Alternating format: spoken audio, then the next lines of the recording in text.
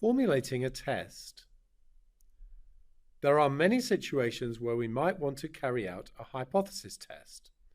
For example, a political campaign manager claims that 65% of voters in a particular region are going to vote for their candidate. A soft drinks manufacturer claims that the contents of bottles they produce marked at 600 millilitres are distributed with a mean volume of 602 millilitres. When carrying out such tests, we define two hypotheses. The null hypothesis, usually termed H0, is a statistical statement representing the basic assumption.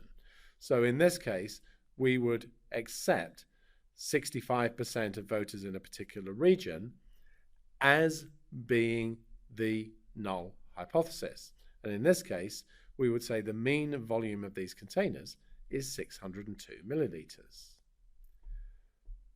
So just reiterating that, but stating it symbolically, we would say H0, P is equal to 0.65. In other words, the proportion of people that are going to vote for our candidate is 65%.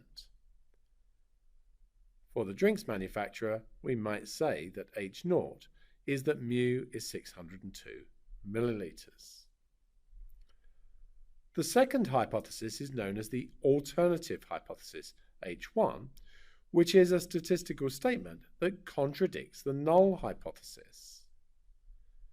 It may take different forms depending on the test being undertaken.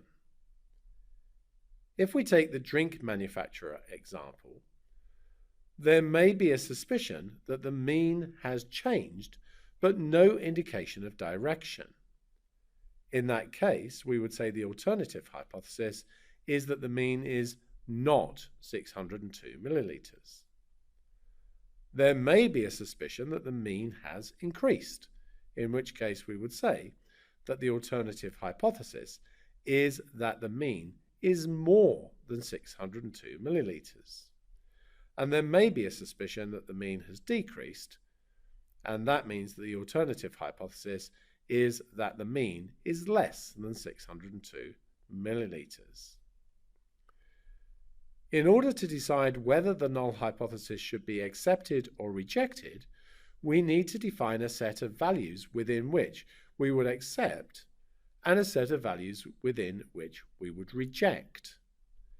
It is normal to set a significance level for a test, say 5%. So we would define these regions as the probability of being above this value given the parameter in the null hypothesis is 5%. So in the case of the drinks manufacturer, the parameter in the null hypothesis was the 602 millilitres. The probability of being below this value, given that the parameter in the null hypothesis, is 95%.